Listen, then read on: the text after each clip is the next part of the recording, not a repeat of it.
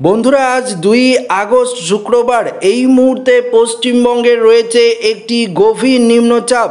এই নিম্নচাপের জেরে পশ্চিমবঙ্গের দক্ষিণ থেকে উত্তর সর্বত্র ভারী বৃষ্টির সতর্কবার্তা জারি করেছে আলিপুর আবহাওয়া দপ্তর। তবে এই মুহূর্তে আপনারা পরিষ্কার লাইভ আপডেট দেখতে পাচ্ছেন। ঘন্টায় প্রায় 70 থেকে 80 কিলোমিটার গতিবেগ নিয়ে ক্রমশ পশ্চিমবঙ্গ এবং বাংলাদেশ উপকূলে প্রচুর পরিমাণে ঝড় বৃষ্টির সতর্কবার্তা জারি করেছে আবহাওয়া দপ্তর। তবে এই মুহূর্তে পশ্চিমবঙ্গের দক্ষিণের জেলাগুলিতে চলছে বজ্র বিদ্যুৎ সহ ভারী বৃষ্টি। সরাসরি আপনাদেরকে দেখিয়ে দেব একদম উপগ্রহ চিত্র থেকে, তারপর বৃষ্টি এবং বজ্রমুড়ে গিয়ে দেখাবো। দেখতে পাচ্ছেন এই মুহূর্তে উপগ্রহ চিত্রের পরিস্থিতি। বঙ্গোপসাগর থেকে ঘূর্ণাবর্তটি আস্তে আস্তে নিম্নচাপে পরিণত হয়ে পশ্চিমবঙ্গের দিকে এসে গভীর নিম্নচাপে পরিণত হয়েছে, যার জেরে বজ্র বিদ্যুৎ সহ ভারী বৃষ্টির সতর্কবার্তা রয়েছে গোটা দক্ষিণবঙ্গ জুড়ে।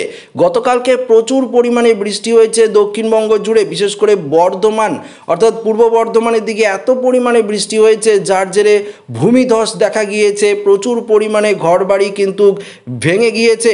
তবে আপনাদেরকে জানিয়ে দিই, এই মুহূর্তে আমরা বৃষ্টিপাতের সতর্কতা দেখতে পাচ্ছি কলকাতা, হাওড়া, হুগলি, সুন্দরবনের গোসাবা থেকে শুরু করে দেখতে পাচ্ছেন হলদিবাড়ি, ফ্রেজারগঞ্জ, নামখানা, গঙ্গাসাগর, হলদিয়া, ঝাড়খালি, এদিকে দেখতে পাচ্ছি উলবেড়িয়া, কোলাঘাট, তমলুক, বালিচক, এদিকে পশ্চিম মেদিনীপুরের দিকে দীঘা, কোনটাই, এদিকে বেলদা থেকে শুরু করে সমস্ত জায়গা অর্থাৎ মন্দারমণি থেকে শুরু করে গোটা পশ্চিমবঙ্গের দক্ষিণের জেলা, পাশাপাশি বালিচক, খড়গপুর, ঝাড়গ্রাম, এদিকে দেখতে পাচ্ছেন যে গোয়ালতর, চন্দ্রকোনা, আরামবাগ, কতুলপুর থাকছে ভারী লেভেলের বৃষ্টি।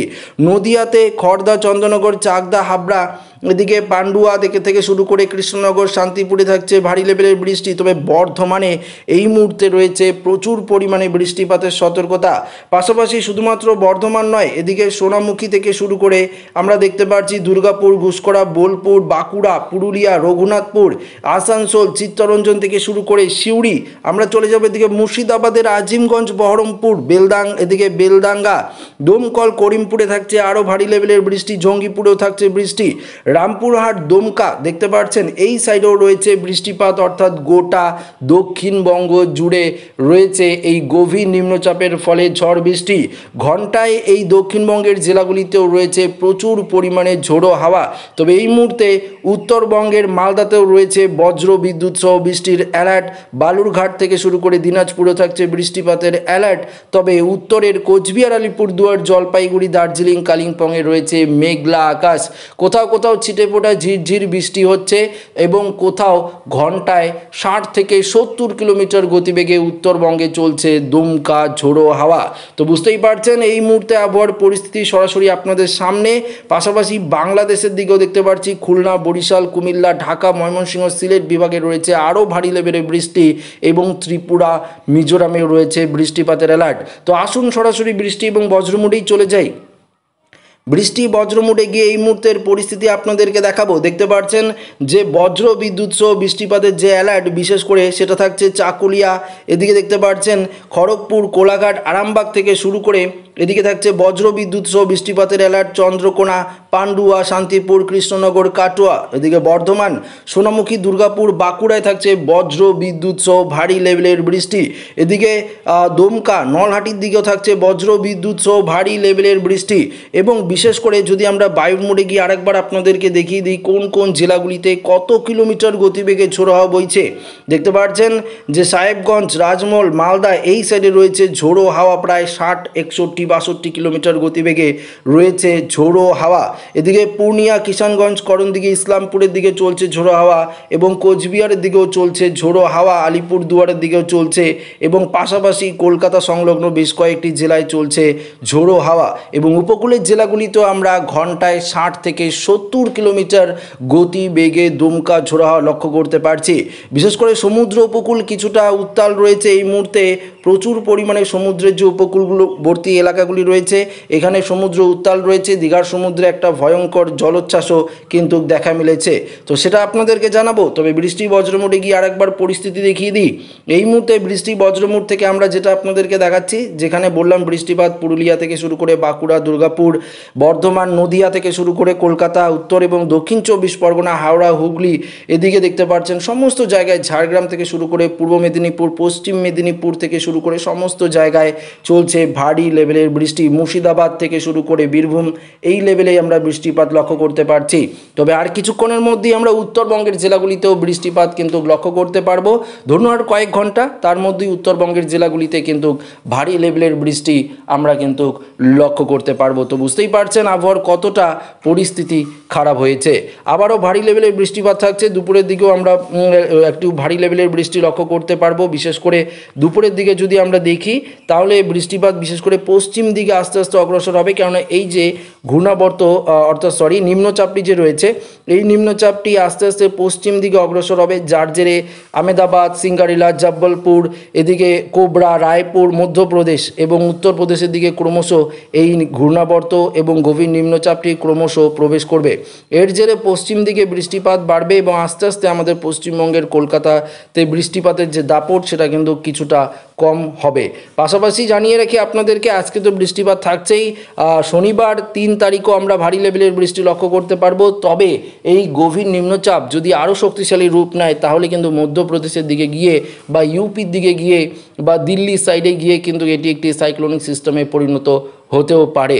না হওয়ার সম্ভাবনা অনেকটা, তবে এর যে হাওয়ার গতি সেটা কিন্তু মারাত্মক পরিমাণে ক্ষয়ক্ষতির সম্ভাবনা কিন্তু দেখা দিচ্ছে। দেখতে পাচ্ছেন ক্রমশ এটা পশ্চিম দিক থেকে অগ্রসর হয়ে হয়ে এটা মধ্যপ্রদেশ হয়ে ঝাঁসির দিকে আস্তে আস্তে রাজস্থান থেকে শুরু করে হরিয়ানা, এই সাইডে কিন্তু আস্তে আস্তে প্রবেশ করতে থাকবে এবং পাশাপাশি আমরা দেখতে থাকবো এটা কিন্তু আস্তে আস্তে রাজস্থান, হরিয়ানা হয়ে যোধপুর হয়ে দেখতে পাচ্ছি এটা ক্রমশ অগ্রসর হতেই থাকবে। তখনও কিন্তু আমরা বৃষ্টিপাতের যে সম্ভাবনা সেটা কিন্তু দক্ষিণবঙ্গে দেখতে পারবো, অর্থাৎ দক্ষিণবঙ্গে যে বৃষ্টি সেটা কিন্তু থাকছে।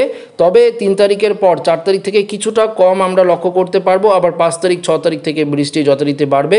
তখনও একটি ঘূর্ণাবর্ত আমাদের বঙ্গোপসাগরে কিন্তু দেখা মিলছে। অর্থাৎ এই নিম্নচাপটি যাওয়ার পরেও পরবর্তীতে একটি ঘূর্ণাবর্ত তৈরি হতে পারে আমাদের বঙ্গোপসাগরে, যার জেরে আবারও ভারী লেভেলের বৃষ্টিপাতের সম্ভাবনা কিন্তু থাকছে। এটা একদম পরিষ্কার, আপনাদেরকে পরিষ্কারভাবে বুঝিয়ে দিলাম।